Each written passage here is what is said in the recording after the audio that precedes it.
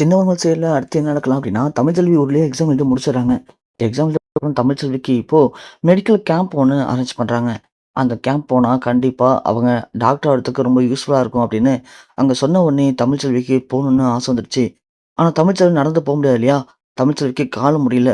என்ன பண்றது? ஏது பண்றதுன்னு தமிழ்ச்செல்வி தெரியாம திரு திருன்னு முழிச்சுட்டு இருக்கும்போது, நம்ம பத்திரிக்கையாளர்லாம் வந்து, "இப்போ தமிழ்ச்செல்வி என்ன பண்ண போறீங்க?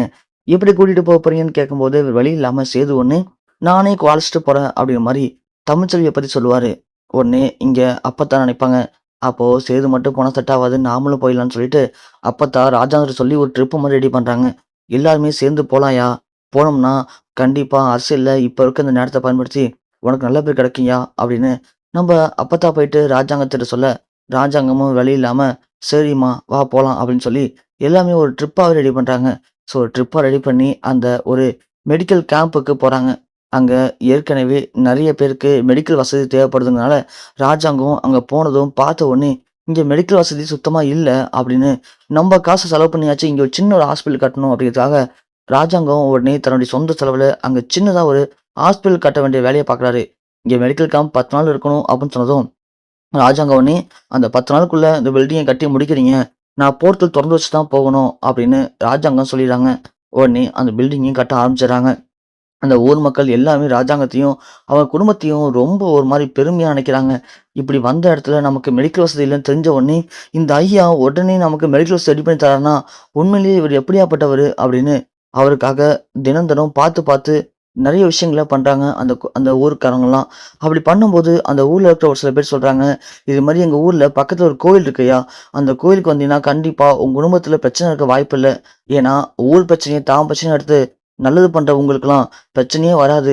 அப்படி இருந்தாலும் உங்களுக்கு நல்லது நடக்கும்யா. அது மட்டும் இல்ல, உங்க மனசுல நிம்மதி இல்லனாலும், அந்த கோயில்ல வந்து நீங்க வேண்டிக்கிட்டீங்கன்னா, வேண்டுனது அப்படியே நடக்கும்யா. எங்களுக்காக அந்த கோயிலுக்கு வாங்கய்யா அப்படின்னு ஊர் மக்கள்லாம் கூட்டிட்டு போறாங்க. உடனே எல்லாரும் கிளம்பி அந்த கோயிலுக்கும் போறாங்க. அந்த கோயிலுக்கு போம்போது, கோயில்ல முதல்ல சாமி ஒருத்தர் வெளிய உட்காந்துருக்காரு. எல்லாம் போய் சாமி கும்பிடுறாங்க. கும்பிட்டுட்டு எல்லாருமே வெளிய வராங்க.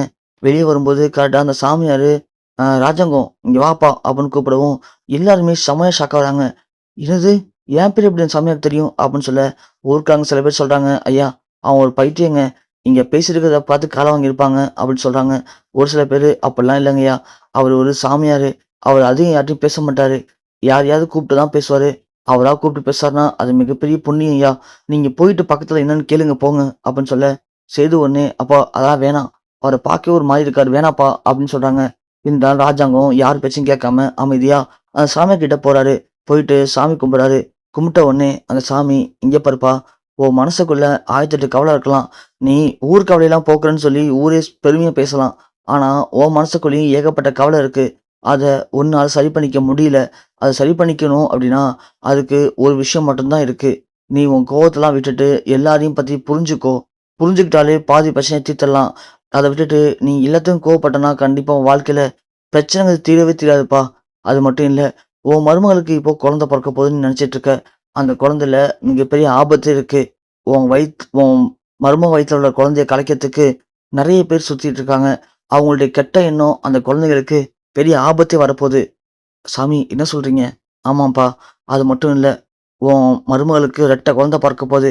அந்த ரெட்டை குழந்தையும் 2 மிகப்பெரிய கண்டத்துல சிக்கிக்கிட்டு இருக்குங்க. அந்த 2 கண்டத்துலருந்து தப்பிக்க வைக்கிறது உன் கையில மட்டும் தான் இருக்கு. அதுக்கு நீ தான் அரவணைச்சு உன் குடும்பத்த கட்டுக்கோப்பா கொண்டு போணும். அப்படி மட்டும் இந்த 2 குழந்தைக்கும் ஆபத்து ஏற்பட்டுச்சு அப்படின்னா, அதுக்கப்புறம் உன் குடும்பத்த உன்னால காப்பாத்தவே முடியாது" அப்படின்னு அந்த சாமி சொன்ன உடனே ராஜாங்கத்துக்கு ஒண்ணுமே புரியல. நான் குடும்பத்த யார் அழைக்கப் போறா அப்படிங்கிறது ஒரு பக்கம் இருந்தாலும், தான் மருமகளுக்கு 2 குழந்தை பொறக்க போறதா சாமி சொல்றாரே! இது என்ன புதுவித குழப்பமா இருக்கு? சாமி, என் மருமகளுக்கு 1 குழந்தை தானே! இல்லப்பா உன் மருமகளுக்கு 2 குழந்தை பொறக்க போது. இத நீ எந்த ஹாஸ்பிட்டல் வேணாலும் போய் செக் பண்ணிக்கோ. இது சாமியோட வாக்கு. இந்த வாக்கு என்னைக்குமே தப்பா போகாது. அந்த 2 உசுருக்குமே பெரிய ஆபத்து இருக்கு. அத நீ தான் காப்பாத்திக்கணும். அதுல யாருக்காவது 1க்கு 1 ஆனாலும், அதுக்கப்புறம் உன் குடும்பத்த காப்பாத்த யாராலயும் முடியாது அப்படின்னு அந்த சாமி சொல்லிட்டு கிளம்புன உடனே ராஜாங்கம் பயங்கர குழப்பத்தோட நிக்கிறாங்க. எல்லாரும் ஓடி வந்து, "என்னாச்சு ராஜாங்கம்? ஏன் ஒரு மாரி இருக்க?" அப்படின்னு அப்பத்தா கேட்க, "ஒண்ணும் இல்ல அத்தா, வா போலாம்" அப்படின்னு சொல்லிட்டு ராஜாங்கம் பயங்கர குழப்பத்தோட அங்கேருந்து கிளம்புறாரு. அந்த கேம்ப்ல தமிழ்ச்செல்வியும் அவ குழந்தையும் கலைக்கிறதுக்கு சாமியார் சொன்ன மாரியே ஈஸ்வரி, சாவித்திரி, தாமரை, சித்ரான்னு 4 பேருமே 4 விதமான விஷயங்கள பத்தி யோசிக்கிறாங்க. எப்படி இந்த குழந்தைய கலைக்கலாம். இந்த கேம்ப்லயே அவ கதைய முடிச்சிடணும் அப்படின்னு அவங்களும் பயங்கரமா யோசிக்கவும் ஆரம்பிக்கிறாங்க. இதுக்கடியில ராஜாங்கத்துக்கு ரெட்டை குழந்தை அப்படிங்கிறது சந்தேகத்த உண்டு பண்ணுது. ராஜாங்கம் எப்படி இந்த குழப்பத்திலிருந்து தான் மருமகளையும், ரெட்டை குழந்தைகளையும் காப்பாத்த போறாரு அப்படிங்கிறத பொறுத்து பார்க்கலாம்.